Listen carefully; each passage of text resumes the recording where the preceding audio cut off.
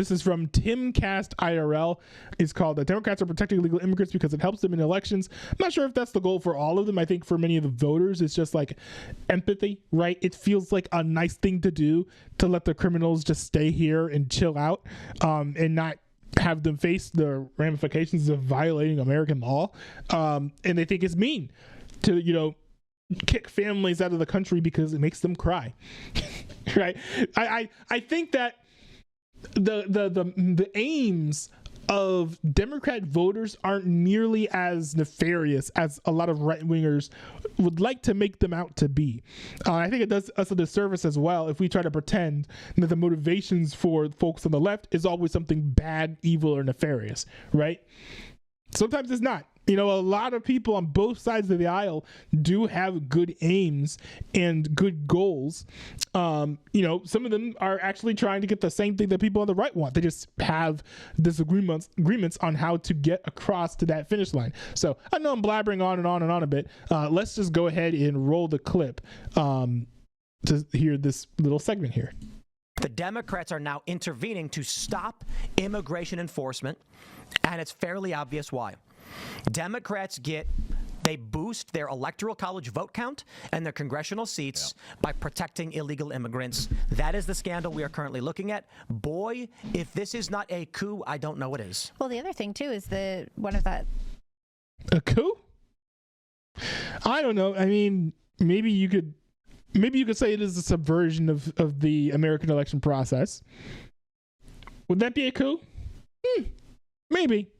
But I think the word is so strongly loaded that it does seem a little bit of a stretch to call it a coup when you could probably use softer or more precise language.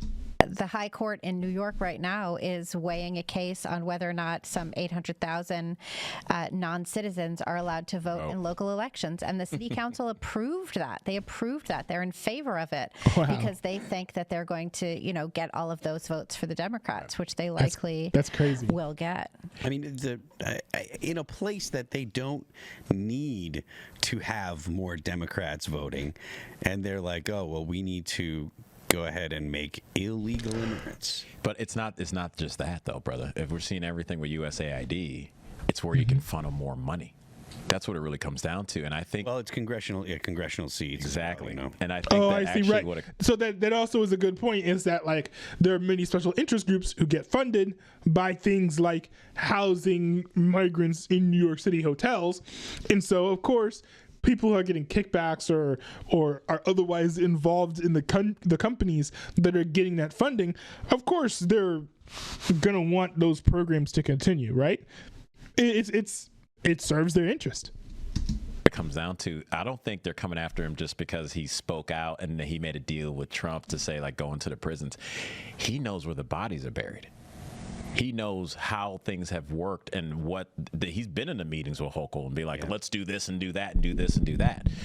That's what I believe they're really afraid of, because like you see a guy like Brandon Johnson in Chicago, he's like, oh, I'm doing the same thing. He's going full bore, and they're like, we're coming after him. There's a reason why Eric Adams wasn't named in the lawsuit by Pam Bondi.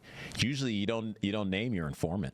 Yeah. Right? You name everybody else around him, and he's such a big head that can, drop a lot of info. This is an administrative civil war. Oh, yeah. Eric Weinstein, that's his quote.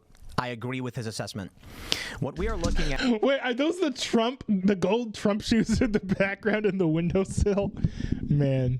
With what the state Democrats in New York are doing to obstruct immigration enforcement, they're defying the Constitution and federal law for illicit gain. This is crazy. I mean, where does this go? People are getting arrested. Well, and you know who was in that, need to be arrested. Yes, but who was in that meeting with Kathy Hochul? She had Al Sharpton in there in that meeting. He was one of the key people that she had, and he's a lying, race-baiting grifter. He has absolutely no business running anything in the city of New York at all. Started a race riot. He started a race riot. He's part of race riot. I didn't hear about that, but he's not qualified, I think, I mean, maybe it depends on what you're doing, right? But he's just not the type of person that would look to put inside of the government. Like Al Sharpton, Dan Bongino, these types are not the type of people I'd be like, hey, you know what you should be doing? You should be working in the government. Being a pundit or being the type of person who riles people up is not the same as having the qualities necessary to lead a department of the government. I just think they're two very, very different things. You can influence minds and shape and change hearts or whatever, and whatever the flowery language is a lot of content creators and pundits like to use about their influence over the American people. You can do that. You can influence what other people do. I'm quite sure there are actually a lot of politicians who listen to Mark Levin and then follow his advice the following day. But that's still different than being someone who understands how the system in the government works, and just having job experience in that arena, rather than just being thrust into leadership positions willy-nilly. It's like, man, slow down. You got to face your probationary period and go get the boss coffee first. The mouthpiece of the socialist, Marxist, communists for the last, since MLK was killed. Yeah, and then Tawana Brawley, he has no business being involved in anything. No, I mean, So where does this go? We saw, I believe, was it Pam Bondi who announced the charges against New York? But this is tantamount to a lawsuit. I mean, it's effectively It's a lawsuit. civil, isn't it? Isn't it civil law? Yeah, but she said charges, and then it's like, it's a lawsuit against the state or whatever. That, I appreciate the sentiment. I don't see how that moves the needle. No, I want to see obstruction, inducement charges. And with this move, the federal government is working with the mayor on law enforcement. That makes Democrats the bad guys. Right. yeah. Okay, so let's just break this Right. down. Law enforcement is good, by the way, in case you guys missed that memo. Of course, I know some laws can be bad. You probably don't want to enforce those, but honestly, if that's what your problem is, change the law. So change the immigration law if you think that the immigration law should not be enforced. But that's not what it's about, right? That's not what at least the people in the government pushing these policies on you are going to want you to desire, because what that means is that they have to pay their workers more. They hire fewer people then, and it reduces the incentive for them to even push illegal immigration in the first place, right? So if fewer people are able to work here, right, because fewer of them are being hired, because each of them are making more money, few of them are going to come here. Some of them might actually leave, right? Because it's like, unemployment rate is too low. It's too hard for me to find a job. I got to go somewhere else, right? And if people leave because they're unable to find work, then what happens?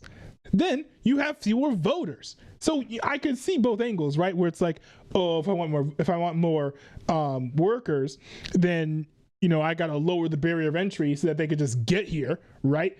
Rather than being like, we got to pay them this amount of money so that they're able to work here and live and survive and all this that type of stuff. Or from the more corporate side of things, where it's like, I want to be able to pay these people slave wages while they work under the table and grovel for scraps. Like, for both sides, I can see why they would be very, very much upset about changing immigration law. That's why they don't want you to do that. Well, they don't want you to ask for immigration law to actually be changed or reformed so that enforcing the law doesn't look like this. The Department of Justice has gone to the mayor of New York and said, we want to catch some criminals. Will you help us?